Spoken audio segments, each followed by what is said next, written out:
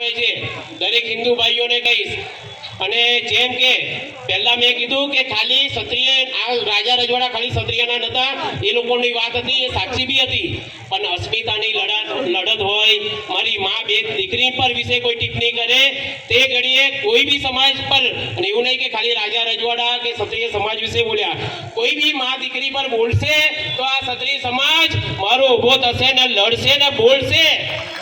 જ્યારે બી કોઈ બી બેન દીકરી કે કોઈ બીની અસ્મિતા પર આવશે તો મારા આ સમાજને આ ભાઈઓ લડશે। અને ભાઈઓ લડશો કે નહીં? તો ખાલી આ વસ્તુ મગજમાંથી કાઢી નાખો કે ક્ષત્રિય સમાજ કોઈ દિવસ પોતા માટે લડ્યો છે, ઇતિહાસ ગવાહ છે, અત્યાર લગીન કોઈ દિવસ પોતા માટે નથી લડ્યા। અને કેટલાય આપણા જે ભાજપૂતો થઈ ગયા છે એ લોકોને કહીશ કે તમારા લોહીમાં કદાચ તમારા રગોમાં હવે લોહી નહીં પાણી વહવા લાગ્યું છે, એટલે તમારો ડીએનએ ટેસ્ટ કરાવજો કદાચ કે તમે રિયલી રાજપૂતના દીકરા છો કે નહીં। જો રાજપૂતના દીકરા હોય ને તો તમારે આ ભાજપ કે આ લાલચ બાલચ તમને ના શોભે। આપણે ક્ષત્રિયના દીકરા છે, આપણું ખૂન ખોલવું જોઈએ। જય ભવાની।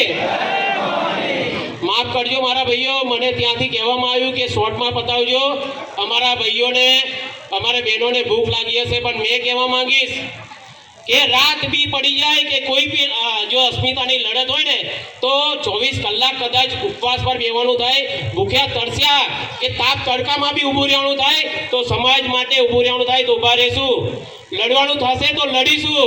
અને આપણા વડીલોએ તો માથા આપ્યા છે, દેશ માટે લડ્યા છે, તો શું આપણે થોડો ટાઈમ નહીં આપી શકતા? અને ઇતિહાસની બહુ વાત કરી આપણે કે આપણા વડીલોએ આ કર્યું તે કર્યું, મારા ભાઈ બોર નહીં થતા ને કોઈ? આપણા ઇતિહાસની વાત કરીએ કે બહુ કર્યું, આપણા વડીલોએ આપણા રાજોએ આ કર્યું, પણ આ સમય આવી ગયો છે મારા ભાઈ ઇતિહાસ નવો બનાવવા માટે। શું ઇતિહાસ નવો બનાવીશું? તો આ ક્ષણ છે, એક ક્ષણ દરેક કાયમને એક વીર બનાવવાનો ટાઈમ આપે છે, તો આ ટાઈમ આજે જ છે અને આજ છે મારા ભાઈઓ। વોટિંગ ખાલી તમારે એકલા નથી કરવાનું, તમારા ઘરમાંથી અને તમારા આજુબાજુ તમારા જેટલા બી સગા સંબંધી છે એ લોકોને કરવાનું છે।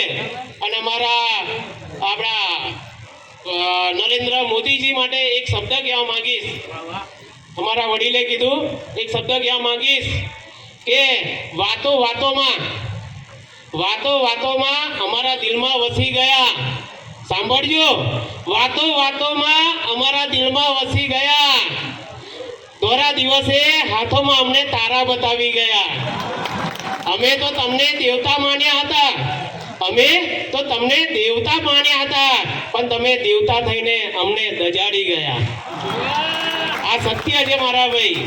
એટલે અને વાતની વાત કરીએ તો આ સ્ટેટ પરથી આપણે માન સન્માન આપીએ, પણ કહું કે ગપ્પીદાસ છે અને અત્યાર લગીન કહેવા માંગીશ કે જેટલા બી વાયદા કર્યા, મેં કોઈ પાર્ટીનો નથી કે કોઈ પાર્ટીનો વિરોધી નથી, પણ કહીશ કે અત્યાર લગીન જેટલા બી વાયદા આપ્યા છે એમાંથી એક બી વાયદો પૂરો કર્યો છે?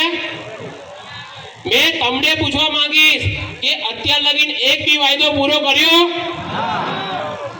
અને બીજું કહીશ કે આપણા વડીલોએ જ્યારે બહેનોની વાત, બહેનો મોટી સંખ્યામાં છે, તો અત્યારે જે 1200 રૂપિયા 1250 રૂપિયા જે પેન્શન આવે છે, તો આપણા વડીલોએ બધા લખાણ કરીને જેટલા બી MLA છે એ લોકોની સાઇન કરીને કે વિધવા પેન્શન 5000 થાય, કેમ કે અત્યારે ઘરમાં કોઈ લેડીઝ એકલી હોય તો એને પૂરું કરવા માટે 1200 રૂપિયા 1250 કઈ મોટી બહુ સામાન્ય રકમ છે, એટલે 5000ની વાત કરી અને બધા સહમત બી થયા, દરેક MLA ત્યાં સાઇન બી કરી અને ઉપર લગીન આ ભાજપ સરકારમાં પહોંચાડ્યું। તો એ લોકોએ થોડા મહિના પછી શું જવાબ આપ્યો ખબર છે?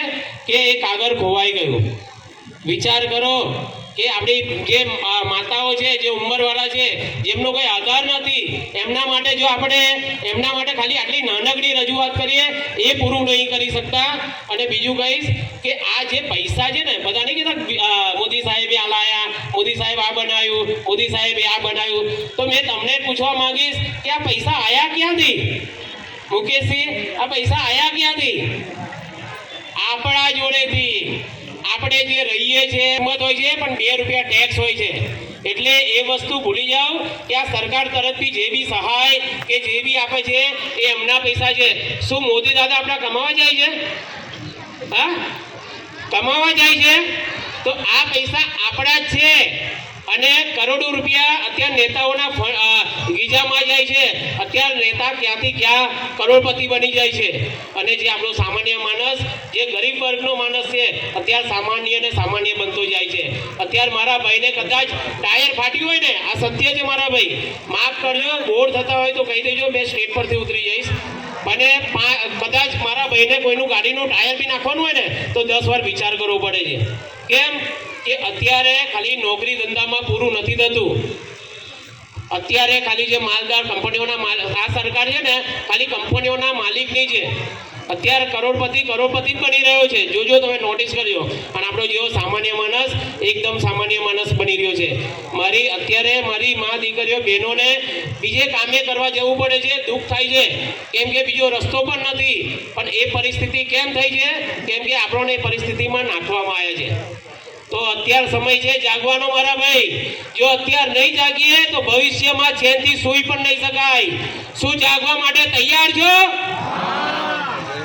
આટલું કહીને મારી વાણીને વિરામ આપું છું. કઈ મારાથી ભૂલથી બોલાઈ ગયો હોય તો માફ કરજો. જય માતાજી, જય હિન્દ. પણ એકવાર જરૂર કહીશ, મેં બોલીશ કે એક કચોરી 2 સમોસા તમારે બોલવાનું છે. ભાજપ તેરા ક્યાં ભરોસા. એક કચોરી 2 સમોસા, એક કચોરી 2 સમોસા. જય